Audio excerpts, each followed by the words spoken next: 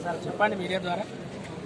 ఈ ప్రమాణాలు వారి ప్రమాణాలు దొంగ ప్రమాణాలు, వారి పదవికాంక్ష కోసం చేస్తున్న ప్రమాణాలు. కానీ ఇలా సమస్త మెదక్ ప్రజానీకం కోసం చేస్తున్నటువంటి ముందున్న నాయకులు చేస్తున్న ప్రమాణాలు ప్రజల యొక్క అభిష్టం కోసం, ప్రజల యొక్క అభివృద్ధి కోసం, రేపు భవిష్యత్ తరాలలో మెదకు సీమ పచ్చడి పంటలతోని సుభిక్షంగా ఆరోగ్యాలతో ఉండాలని ఒక మంచి అధినాయకత్వాన్ని ఇక్కడ ఉండాలని చెప్పేసి మేము ప్రమాణం చేస్తున్నాం. ఇలా దేవేంద్ర రెడ్డి గారు నేను అడుగుతున్నా, మీరు ప్రమాణం చేసిన విజువల్ ఎక్కడ ఉందా అంటే, ఒకవేళ చేసిన బంగారం విషయం మాత్రమే తీస్తున్నారు, కానీ మేము 5-6 అంశాలను తెర మీదకి తీసుకొచ్చినాం. ఏ అంశంలోనైనా నా తప్పు లేదని ఇప్పుడు వచ్చి ప్రమాణం చేసే దమ్ము మీకు ఉందా అని నేను అడుగుతున్నాను. గౌరవ మంత్రి గారికి కూడా, హరీష్ రావు గారికి, జిల్లా మంత్రి గారికి నేను ఇలా విజ్ఞప్తి చేస్తా ఉన్నా, దయచేసి మీరు పద్మక్కలను గెలిపించాలన్న తాపత్రయాన్ని పక్కన పెట్టి మెతుకు సీమ ప్రజల్ని గెలిపించాలని తాపత్రయపడండి. మెతుకు సీమ గడ్డ మీకు రుణపడి ఉంటారు.